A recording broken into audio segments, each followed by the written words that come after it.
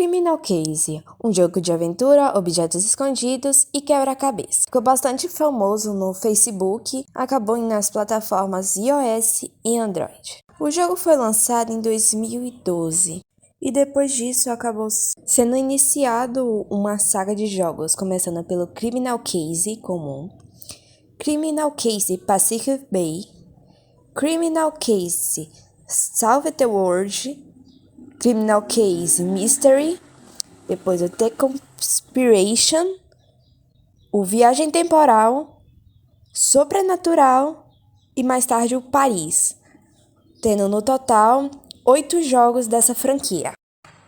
São jogos com finais interligados, pelo menos isso que dá a entender quando termina um dos jogos, onde, por exemplo, em Criminal Case, para você passar para o Criminal Case Pacific Bay, você é transferido da região para a região praieira.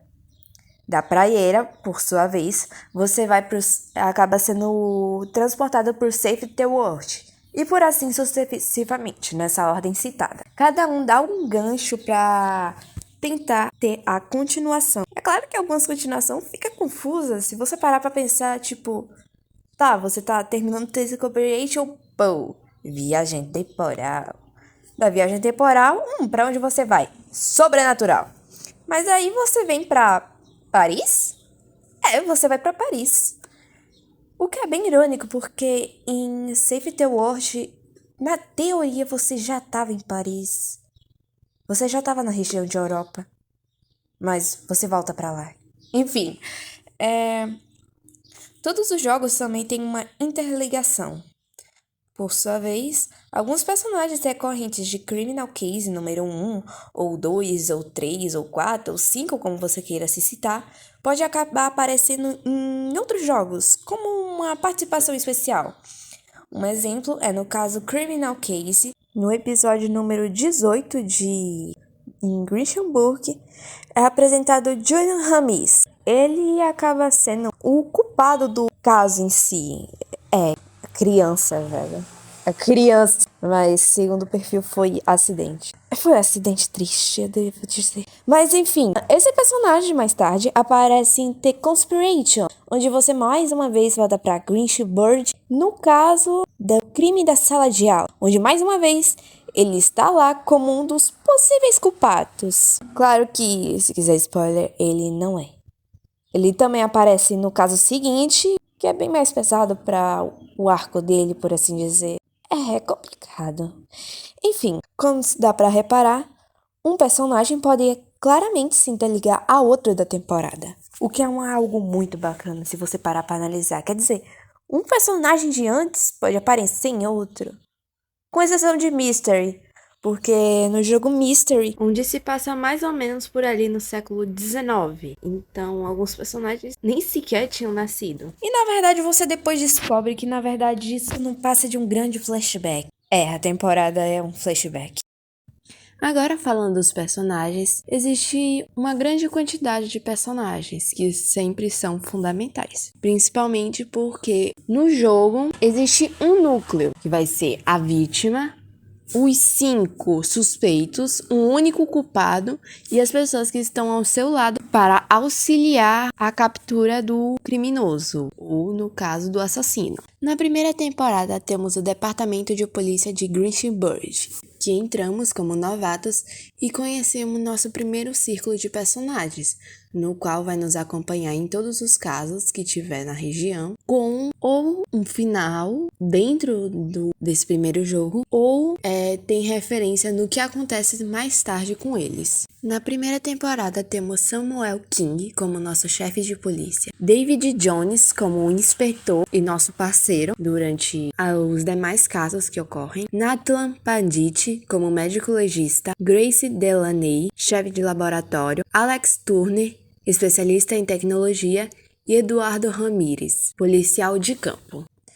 Apesar de o certo ser agora na segunda temporada, eu vou falar da quinta, os personagens que compõem a quinta, porque na quinta você volta novamente para essa cidade e você vê tanto rostos novos quanto rostos diferentes. Por exemplo, existe uma nova chefe de polícia, Diana Parker, David Jones continua aqui sendo nosso parceiro, mas também compartilhando o trabalho com Gloria Reeves, uma detetive. Atualmente temos a nova médica legista Martine Meuni, Rupert Wisher como chefe de laboratório, Armin Devani como chefe de laboratório também. Esses dois trabalhando juntos, lado a lado. Quentin Turne, especialista em tecnologia, Gabriel Reira, analista de perfil, Rita Esteve como perita de campo e Eduardo Ramírez agora sendo consultor.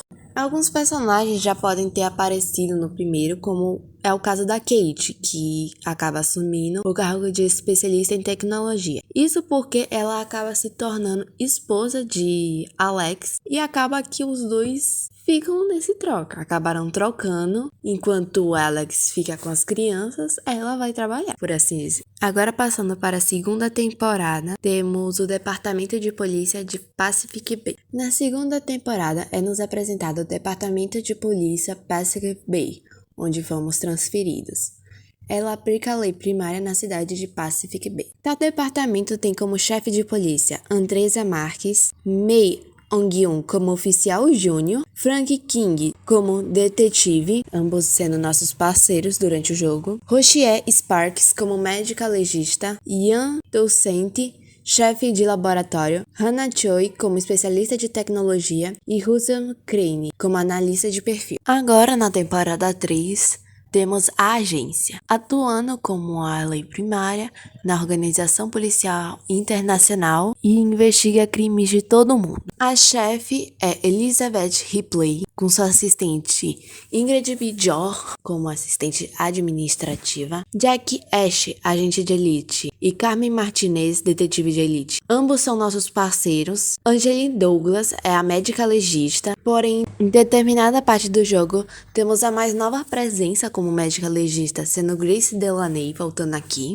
Lars Douglas é chefe de laboratório. Elliot Clayton, especialista em tecnologia. Marina Romanova, analista de perfil. Armand Dupont, historiador. Johan Karam, perito de campo, e Michelle Zuria, uma informante. Na quarta temporada temos o Esquadrão Voador de Concórdia, atuando como uma unidade independente de investigação. Como chefe dessa organização, temos Atul Wengedi, Isaac Bontempis como investigador sênior, Madeleine O'Malley, detetive, ambos sendo nossos parceiros no caso, Richard Wills como médico legista, Viola Pemberton, chefe de laboratório, Charles Dupont, um inventor, Evie Holloway, arquivista, Rose Zals, especialista em armas, Diego Del Lobo como consultor.